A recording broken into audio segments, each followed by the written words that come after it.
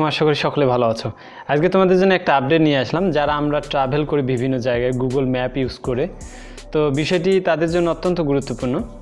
আমরা যখন কোনো জায়গা বা যখন কোনো জায়গায় বেড়াতে যাই, বিভিন্ন জায়গায় ভ্রমণ করি, তখন আমরা গুগল ম্যাপের সাহায্য নিই অনেক ক্ষেত্রে হয় কি, দেখা যায় যে আমরা যখন কোনো জায়গায় ট্রাভেল করতে যাচ্ছি, এমন সময় সে জায়গায় রোডটা যখন বাইর করি, ঠিক ওই মুহূর্তে আমাদের কাঙ্ক্ষিত মেগাবাইট ফুরিয়ে যায় বা আমাদের এমবি শেষ হয়ে যায়। তখন আমরা একটা দ্বিধায় পড়ে যাই যে আসলে এখন কি করব, কোন রোড ধরে কোথায় যাব, কোন দিকে যাব, এরকম একটা ঝামেলায় পড়ে যাই। তখন পাশের রাস্তার যে কাউকে জিজ্ঞেস করে রোড চিনতে হয়।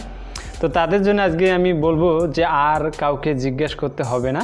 এখন থেকে তুমি তোমার যে জায়গাটা ট্রাভেল করবে বা যে জায়গায় তুমি যাবে, সে জায়গাটা ডাউনলোড করে রাখতে পারো। বলতে পারেন যে একেবারে চাইলে আপনি পুরো ম্যাপস, গুগল ম্যাপসটা অফলাইনে চালাতে পারবেন, অর্থাৎ কোনো এমবি লাগবে না, মেগাবাইট লাগবে না। জাস্ট প্রথমবার আপনাকে শুধু মেগাবাইট খরচ করতে হবে।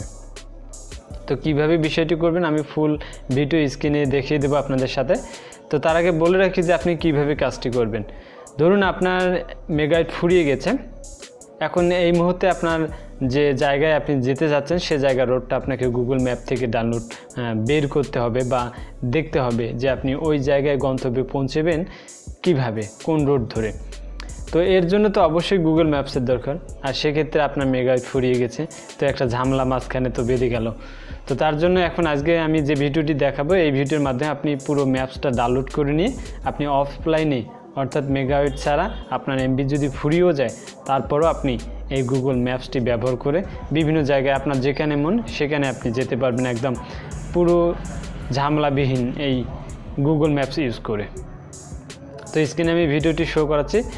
প্রথমে আপনাকে যে কাজটি করতে হবে, যারা অ্যান্ড্রয়েড ফোন ইউজ করি আমরা, তাদের তো গুগল ম্যাপস একটা আলাদাভাবে অ্যাপ্লিকেশন থাকেই, আর যাদের নেই তারা প্লে স্টোর থেকে ডাউনলোড করে নেবেন। প্রথমে আপনি আপনার গুগল ম্যাপসটি ওপেন করবেন। গুগল ম্যাপসটি ওপেন করার পর আপনি কর্নারে দেখবেন যে আপনার লোগো দেখাচ্ছে জিমেলের, অর্থাৎ আপনি যে জিমেলটি দিয়ে লগ ইন করা, অ্যাক্টিভ করা, সেখানে আপনার লোগোটা দেখাচ্ছে বা আপনার পিকচারটি দেখাবে। এরপর থেকে আপনি নিচের দিকে আসলে দেখতে পারবেন যে অফলাইন, অর্থাৎ অফলাইন গুগল ম্যাপসের যে অপশানটি আছে, এখানে ক্লিক করে আপনি পুরো গুগল ম্যাপসটি জুম আউট করে এবং জুম ইন করে, আমি সাপোজ দেখিয়ে দিচ্ছি যে আমি একটা জায়গা দেখাচ্ছি, সিলেক্ট করেছি।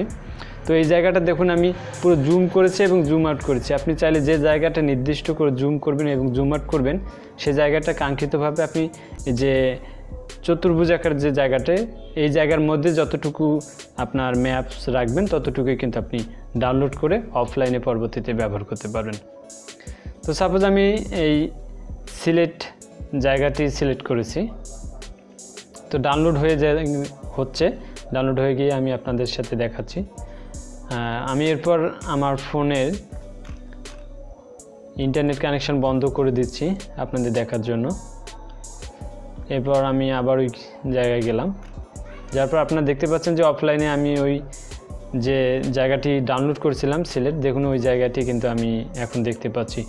আপনি পুরো একদম ডিটেল বাই ডিটেল এখানে পাবেন, কোনো নিখুঁতভাবে আপনি যতটুকু ডাউনলোড করবেন ঠিক ততটুকুই আপনি পাবেন।